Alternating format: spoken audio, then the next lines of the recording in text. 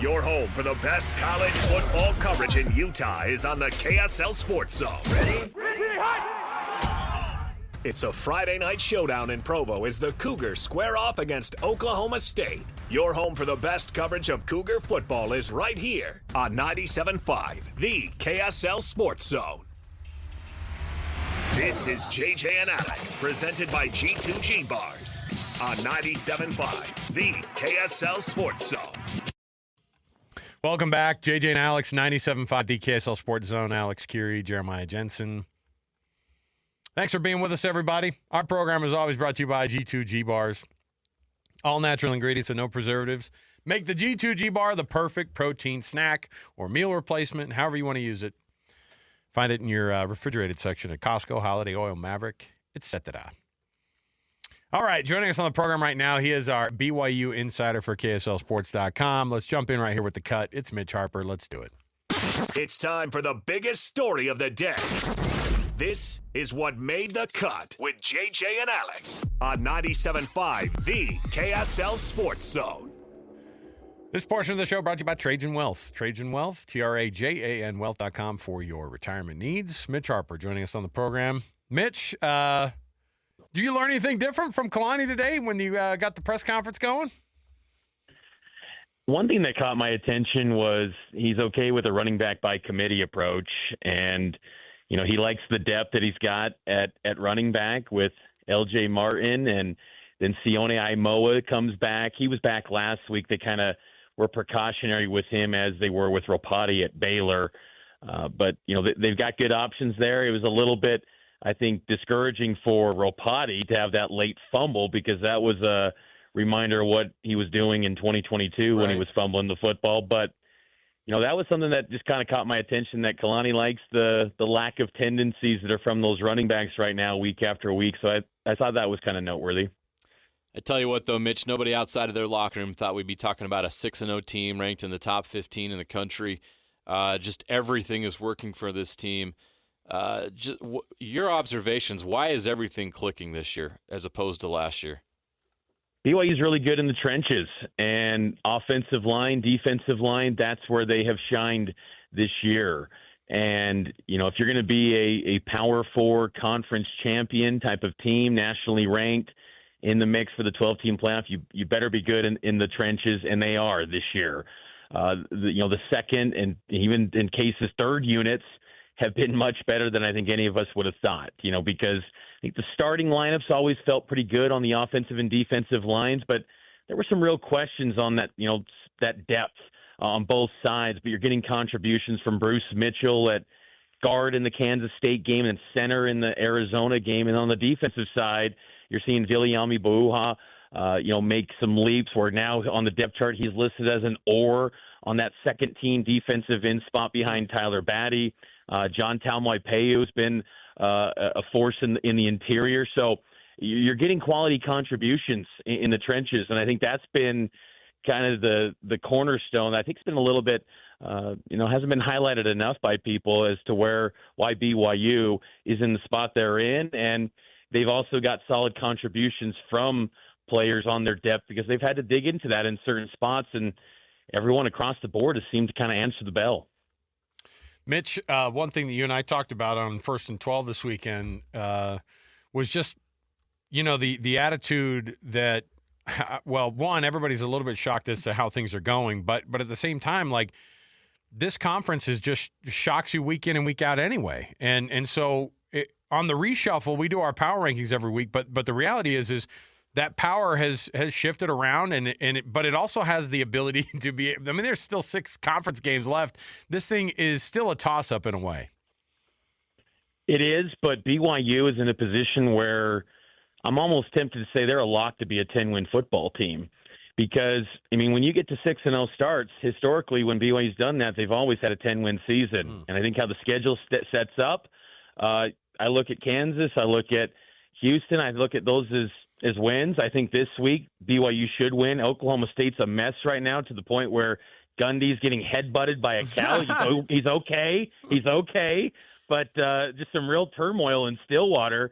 You better win this football game. And I think what's been impressive, too, for BYU is that, they're blowing out teams. They blow out Kansas State. They blow out Arizona. This is not some team that is just squeaking by to get to 6-0. Like, they are putting in their reserves in some of these games. And I didn't think I'd tell you in year 2 of being a Power 4 team, BYU would have many spots where they're blowing out their conference foes. I mean, coming into life as a Big 12, BYU historically was about a 40% win clip against power conference teams, and most of those wins were always down to the wire, very close. You weren't blowing out many, power conference teams. For every, 59 zip against UCLA, it was a lot of 14-13 against Ole Miss, where you had to go a full 60 minutes. They don't have to do that the last few weeks. I know Baylor got close late, but they were always in control of that game. So, BYU has been pretty dominant in stretches too, and I don't see that letting up. We're getting into the heart of the season now where the identities are being formed. We know what these teams are now, and BYU is a championship contender in this Big 12. Yeah, to your point, Mitch, I look at the point totals this year, and if you take away the SMU game, which was weird, 18-15, you've got 41, 34, 38, 34, 41. And yes, the defense has helped a lot. There's been special teams touchdowns as well. But, Mitch, the offense is efficient to me, and I mentioned this earlier, and credit to Stevenson Sylvester who made this observation with me when we were talking this weekend, is the BYU offense looks like they want to score. Like, they play like they want to score, and that means they're aggressive, and they spread the ball around, and they execute really well. What is the key? What's been the difference offensively besides trench play that's allowed this offense to be so efficient? I look at the play of Jake Retzloff and following up on that point about, looking to score, when you get that takeaway from Jacob Robinson on Noah Fafita to open up the third quarter, they're at the 9-yard line. Years in, recent seasons, BYU kind of got cute in the red zone, and they weren't always the most efficient team. Even earlier this year, we saw some 3rd and shorts, 4th and shorts, where they're, kind of getting a little bit too cute with it. BYU just goes on the attack to get the ball to their playmakers with Chase Roberts. And I think that's been something that I feel like BYU's done a better job with, of getting the ball to the playmakers more. And I think that BYU going forward should get the ball more to LJ Martin. I know that Kalani's comfortable with the running back by committee, but you got a reminder on Saturday of LJ Martin's got a RB1 potential. He's more than just a by committee guy, and BYU didn't give him his first touch until I think it was about 2 minutes left in the first quarter. He's got so much more ability to put up some big performances too, and I think that's what's exciting about BYU's prospects going forward, is that they've got everything in front of them. Yet I still don't think they've peaked as an offense. Because there was even stretches in that third quarter against Arizona where they had a 3-and-out, and that's a drive where you kind of want to get that fixed, or even the 3-and-out where they had to settle for a field goal after the fumble recovery from Harrison Taggart and Glasgow. So they can still get better, but you're seeing drives consistently where they're getting about, at least against Arizona, where they're putting together at least 50 yards worth of drives almost every time down the field. They're having positive plays downfield, and there's just a lot to like right now for BYU, and that's a big change from what they were a season ago, but it's a similar personnel, and Aaron Roderick has got a good feel of what he's got personnel-wise. These guys know the system, and they seem to be playing a lot faster than they've been in years past. You and I talked about this, too. It just looked like there wasn't a lot to address injury-wise. Now that they've had the weekend, was there any other discussion about guys missing some time or guys who got banged up in that game that might miss some time? Sonny Makassini, Kalani Sitake noted, is he's expected to be able to be available more. I think Kalani's wording was more likely to be available. So that leaves a debate of him or Bruce Mitchell at center. To me, I would continue just to go with Bruce Mitchell, ride that hot hand, because that worked at a high level. You didn't give up any sacks a week ago against Arizona.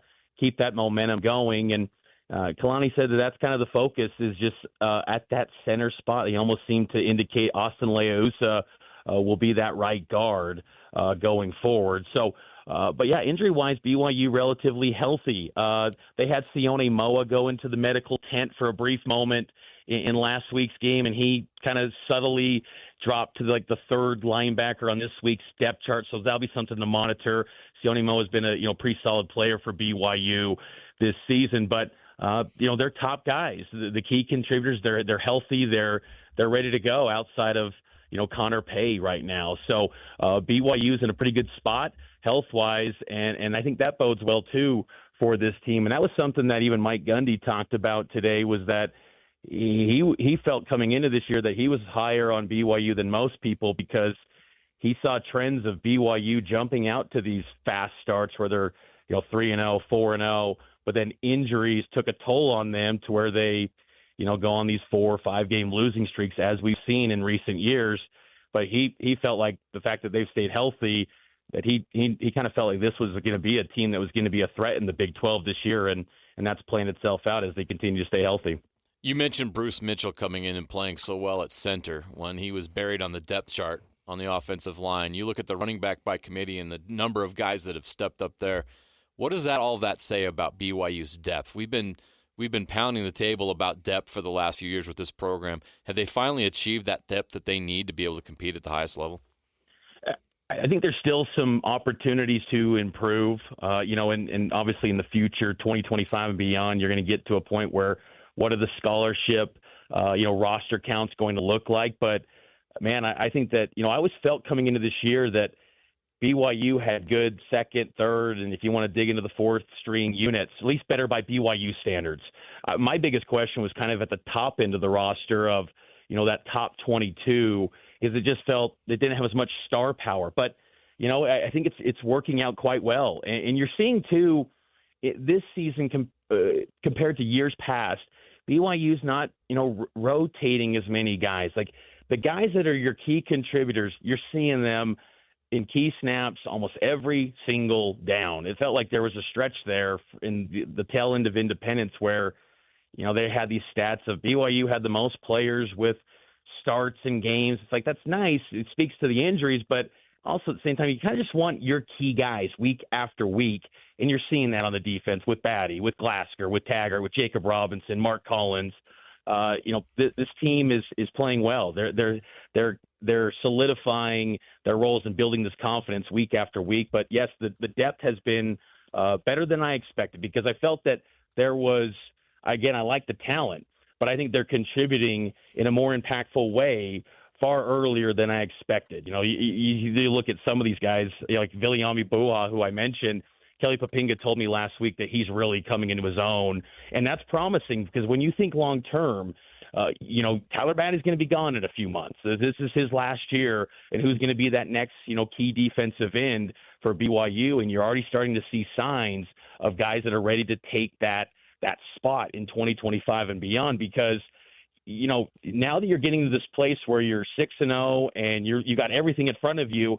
You don't want this just to be one season where BYU's an amazing year and then you just fall back to mediocrity like everyone else in the Big 12. Like, you've got a chance beyond just this year to chase a Big 12 title this year, to maybe put yourself as the marquee program in a new, reinvented 16-team Big 12. That's in front of BYU here, and that's kind of that's what makes this season so big, is that if you can somehow win it this year, you become the talk of the new post-Texas Oklahoma Big 12, which is something everyone in this league is chasing and wanting to become. And you could get a head start on that, and maybe that can give you some more recruiting wins, some more transfer portal wins, and you can build up that depth even more in the years to come. But, yeah, they're farther ahead than I expected, and I think that's been a real positive development. It speaks to the coaching from this coaching staff, developing and retaining this roster.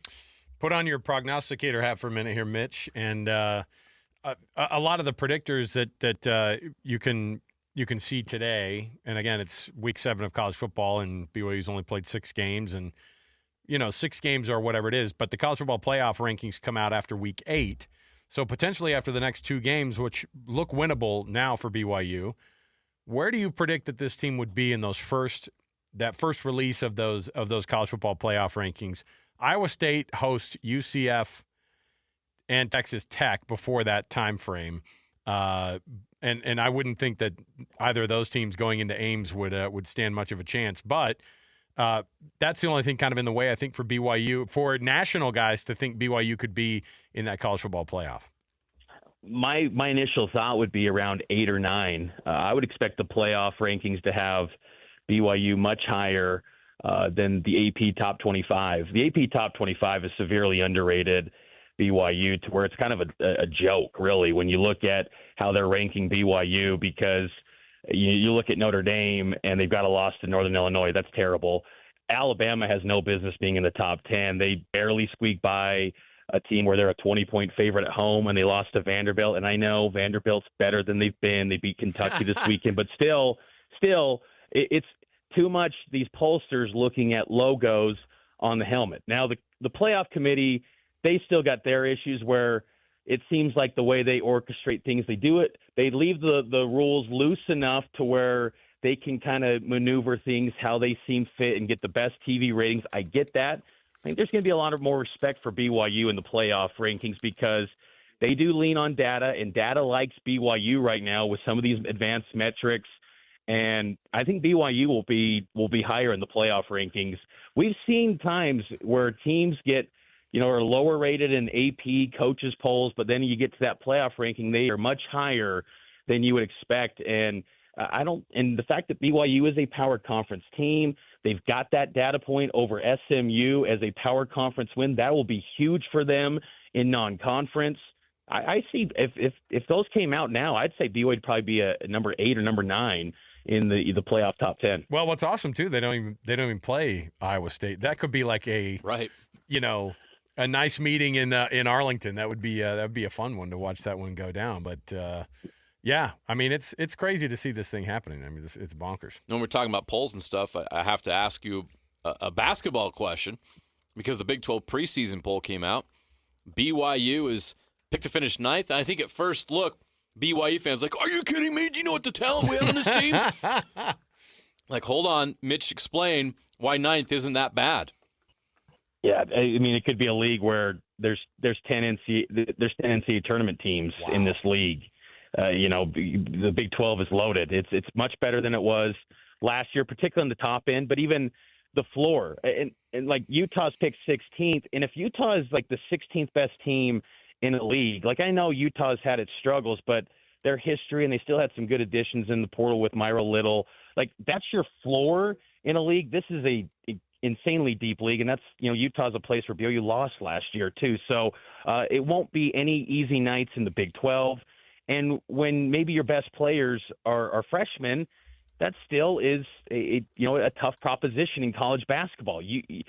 Freshman-led teams don't win in college basketball right now. Maybe BYU can reinvent the wheel and get back to 2012, 2013, where if you had the best freshman, you were going to be a top 5 team. But in recent years, those freshman-led squads are not winning at the highest level. So it's no surprise that BYU is kind of in the middle of the pack, and it's a first-year head coach. Let's see what the defensive identity becomes of this BYU team, how they operate on the glass, things like that. And look, I remember last year too. I think it was Oklahoma head coach Porter Moser. He's like, you're one rolled ankle in the Big 12 away from just falling to the bottom. Like if you get any sort of injuries, you can fall quick. But I think BYU, their basketball roster does have depth.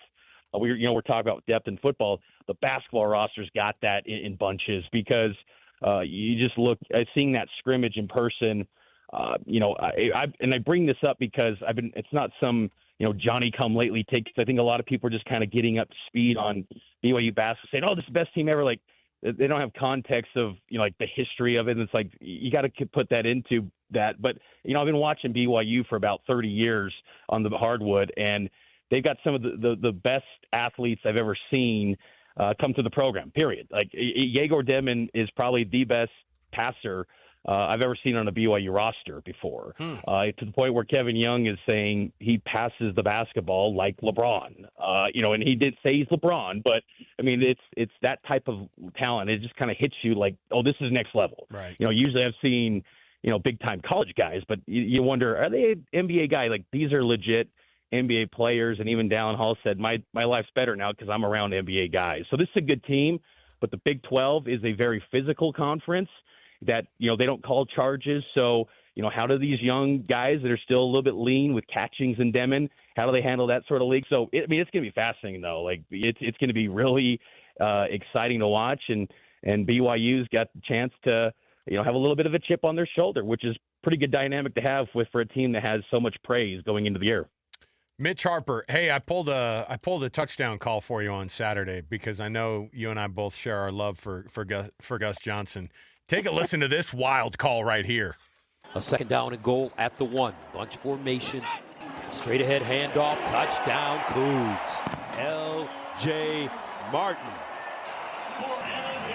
33-13. Yeah, that was pretty. It wasn't as good as the fans, cheerleaders swaying. America, this is college football. The Big 12. See, that's what I was waiting for. That's good. The Mitch Harper, Gus Johnson, because I was like, I think somebody told him like, hey, you're getting a little out of control. He's like, I'll dial back these next couple touchdowns here. I think Gus just couldn't find any coffee in Provo. It could be that. He's up in the booth wandering around. He's like, this Coke Zero's not doing it for me. Coffee, where's it at? He turns into the Harry Carey Oh, character. Tom's the target. Mitch Harper, BYU Insider, KSLSports.com. We'll talk to you next time, Mitch. See you guys. There you go. Mitch and I have a good time with the Gus Johnson impersonation. You'll get a Trump out of Mitch, and you'll get a Mitch Gus has Johnson. A Trump? Oh yeah, and it's usually just him talking. It's him acting like Brett Yormark as Trump. As Trump. And he'll be like, heck of a league, best league. Many said best league of the entire country. He just like goes straight into it. BYU are eating the dogs. It is like this weird thing that he's turned into. Brett Yormark is Donald Trump. All right, we'll take a break here. We'll come back. Let me see here. Oh, we got stuff to. Oh, we're just going to talk about it. That's tomorrow. We will taco about it because tomorrow is Taco Tuesday on our program and all across the station. We give away a $20 Cafe Rio gift card. You listen every Tuesday across the entire station. We give away these Taco Tuesday gift cards because you deserve a taco on a Taco Tuesday. Check out more deals available every week, CafeRio.com. We'll take the break. We'll come back. We've got more to go around the corner. Oh, you want me to do the play of the weekend? We can do it next time. I'll do it when I come back. I thought that's what you're referring to. And you did the Cafe Rio love anyways as well. Hey, listen.